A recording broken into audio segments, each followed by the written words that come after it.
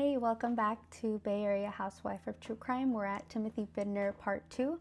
As a reminder, topics may be triggering. Viewer and listener discretion is advised. The people mentioned are innocent until proven guilty in court.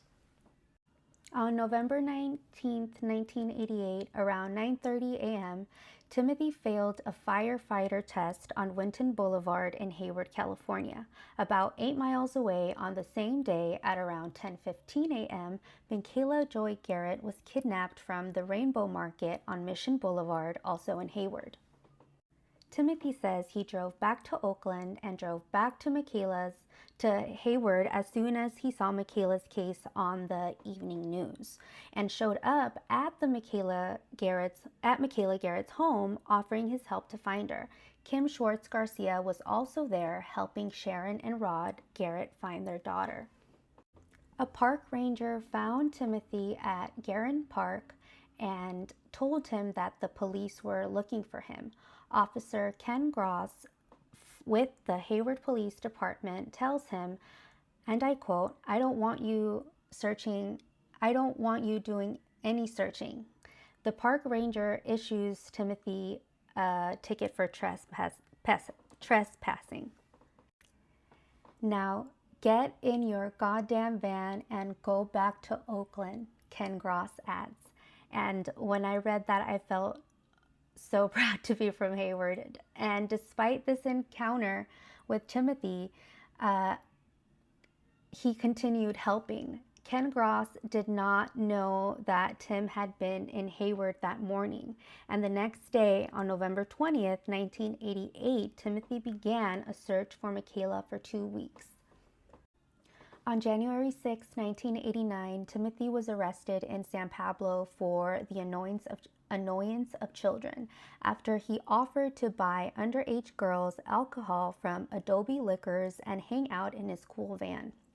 They found books of infanticide in his car. As they were booking him, a handwritten note saying, and I quote, I love you, Amber. You are my first, and I tried so hard for you. Tried plus cried, still this ache in my heart. They will always try to pull me back, but I never will. They don't know about us. They've never heard of us, unquote. And despite the aforementioned, the district attorney at the time dropped the charges. On January 11, 1989, a San Pablo detective, Thrower, issued a special information bulletin on Timothy. He says, and I quote, the above subject was arrested on 1689 for annoyance of children. A complaint was issued by the DA for this offense. It was also learned that he has been a suspect in the Amber Schwartz and Michaela Garrett disappearances. At this time, there is no evidence linking him to these disappearances.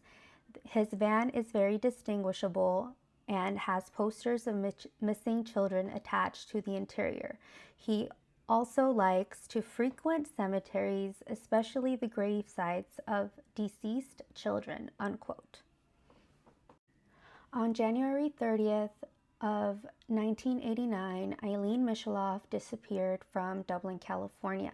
On February 11, 1989, Timothy started helping look for Eileen. On May 22, 1991, Timothy attended an Oakland A's game and saw 12-year-old Sheila Crossgrove. On May 23rd of 1991, Sheila Crossgrove's mom receives Timothy's first letter addressed to her daughter in Fairfield. On December 27, 1991, Amanda Nikki Campbell disappeared from Fairfield. On December 30th, 1991, Timothy called the hotline to set up for Nikki and offered his help. At this point, he was working at a sewage facility called Edmond, East Bay Municipal District. He got fired from the Social Security Administration for the second time, and Thursdays and Fridays were his days off. On December 30th of 1991, he also started writing letters to 12-year-old Sheila Crossgrove that lived 0.4 miles away from Nikki. Timothy said that the mother of this girl thanked him for the relationship with her young daughter as the family was in the middle of a divorce. He said, and I quote, "Her mother wrote to me and thanked me because the girl needs a man in her life," end quote. About a week after Nikki vanished, authorities found Timothy Bindner climbing through some bushes near Nikki's home, and dogs tracked her scent to his car. As I've mentioned before, bloodhounds are not 100% admissible in court. Just like lie detectors, they are a tool investigators use. On January 1st, 1992, dogs tracked Nikki's scent to Angela Bouquet's grave. On January 3rd, 1992, Timothy wrote 12-year-old Sheila Crossgrove another letter saying, "It was a shock and sadness that I learned that little Amanda Campbell is missing and she lives so close to you. I have searched for other missing kids, Amber Schwartz, Michaela Garrett. If I have a chance, I will try to find Amanda also." On January 11th, 1992, dogs tracked Timothy's scent to a bushy hill above and behind Sheila Crossgrove's home, 0.4 miles away from Nikki. In 1992, Fairfield police searched his home and identified him as the only suspect for the 1991 abduction of Amanda Nikki Campbell.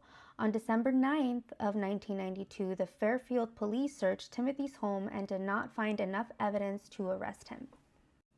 On February 28, 1993, Sharon Peterson and her 3-year-old daughter were visiting a relative's grave at St. Mary's in Oakland when Timothy Bindner came out of the bushes. Sharon recognized him from the news, told him to stay away from her and her daughter, grabbed her daughter's hand, and ran away. She called 911 and he was arrested for a DUI of he blew a .20. It was dismissed.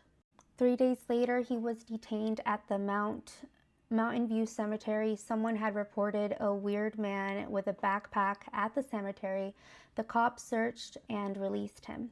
On June 9, 1993, Timothy Bindner filed a $25 million lawsuit against the city of Fairfield and homicide detective Harold Sagan. In May of 1995, a federal judge dismissed Timothy's allegations that the police illegally searched his home. The judge agreed that police had a valid search warrant based on Timothy's behavior. On April 24, 1996, Larry Christopher Graham was arrested for the murder of Angela Bouquet. After a 3-month trial in October of 2003, Larry Christopher Graham was convicted for the murder of Angela Bouquet and sentenced to death. On a Tuesday morning at about 6 a.m., June 16th of 2009, Larry was found dead in his cell at San Quentin State Prison. It was ruled a suicide. On May 2nd, 1997, the city of Fairfield settled their lawsuit brought onto them on defamation allegations against Timothy Bindner, and the city admitted no fault. Timothy Bindner was only publicly named a suspect in the Amanda Nikki Campbell case by the Fairfield police in 1992, and the settlement was in the amount of $90,000. I was appalled to read on October 29th, 1996, Contra Costa Times, October 29th, 1996, Mercury News, November 3rd, 1996, Sacramento Bee, May 7th, 1997, Contra Costa Times, and May 9th, 1997, Mercury News articles that compared Timothy Bindner's defamation case to the Richard Jewell's defamation case, despite the fact that in May of 1995, a federal judge dismissed Timothy's allegations that the police illegally searched his home. And the judge agreed the police had a valid search warrant for Timothy's behavior, but as it's in today's topic.